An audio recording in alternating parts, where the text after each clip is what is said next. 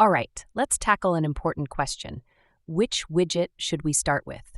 I recommend beginning by exploring the official Flutter Widget catalog. It's a fantastic resource that introduces you to the various types of widgets available, everything you need to display images, text, and much more in your apps. You can find this catalog on flutter.dev.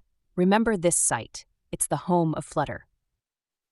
To find the widgets catalog site, in the homepage of flutter.dev, look for the Documentation tab, and then in the new page, which is the official documentation page on the left side or here in the middle of the screen, you can find link for Widgets Catalog or simply search for Flutter Widget Catalog on Google.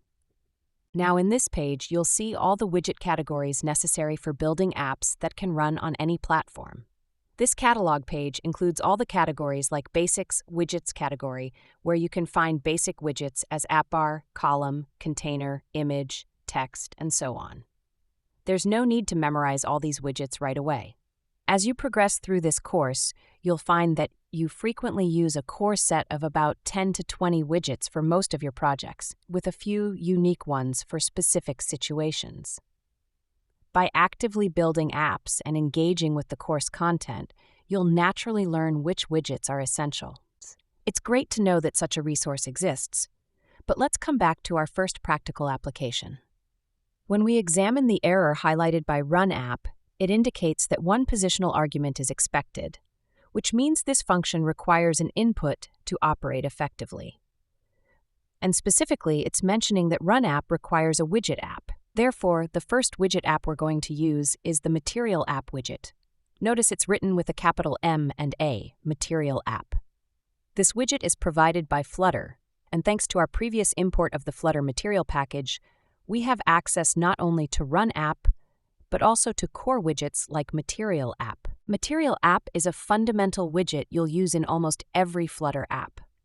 It's the main widget that handles a lot of the behind-the-scenes work for your user interface, ensuring everything is displayed correctly on the screen.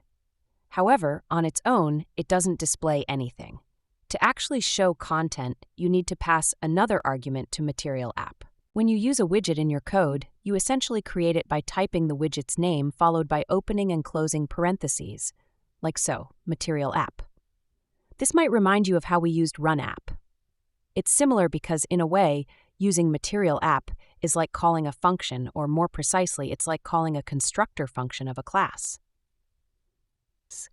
We'll delve deeper into classes and constructors later, but for now, just remember, this is how we create a widget in Flutter. When we call MaterialApp like this, we're creating an app widget, essentially instructing Flutter to display this widget as part of the UI.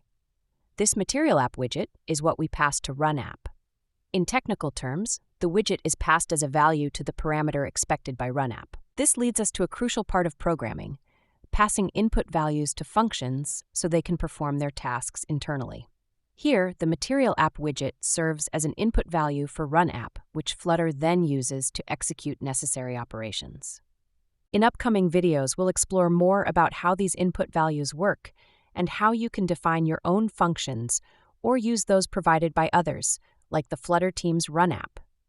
Stay tuned, because understanding how to pass values to functions is a fundamental skill in programming, and it's going to make a lot of things clearer as we continue to build out our app.